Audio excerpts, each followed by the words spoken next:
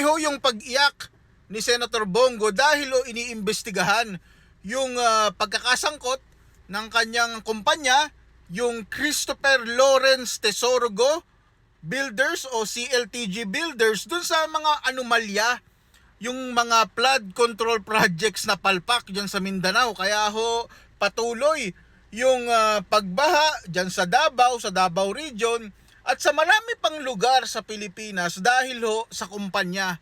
Isa sa mga kumpanya na nagwalang hiya, lumapastangan sa pondo ng taong bayan ay pagmamay-ari ho ni Senator Bongo. Wag na ho nating sabihin na ito ay sa kanyang pamilya, ito ay sa kanyang tatay. Ang sinasabi ho kasi niya, nung sa panahon ni Pangulong Duterte, abay hindi daw siya nakialam sa business ng kanyang pamilya o yung kumpanya na nasa pangalan niya. Kaya nga ho, CLTG, Christopher Lawrence Tesorogo Builders. Ang dapat na ginawa niya, turuan na kita, mawalang galang na, Senator Bongo, ang dapat na ginawa mo bilang ikaw ay isang senador, ay pinagbawalan mo.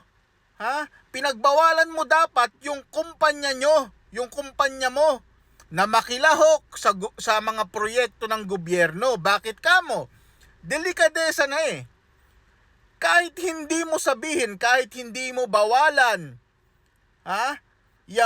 yung tatay, yung kumpanya mo na makilahok sa proyekto, abay, by association, kumpanya yan ni Senator Bongo eh, malamang papaboran kayo. Ang dapat na ginawa mo, abay sinabi mo, ipinatigil mo sana yung pagsali ng kumpanya mo sa mga bidding ng mga maanomalyang project. Ganon dapat ang ginawa mo. Tuturuan na kita. Hindi yung sasabihin mo na hindi ka lang ialam. Imposibleng hindi maapektuhan yan, yung kumpanya mo. Dahil nga sa'yo yan eh, at kilala kang supporter, garapata, tagasunod, alalay ni Pangulong Duterte.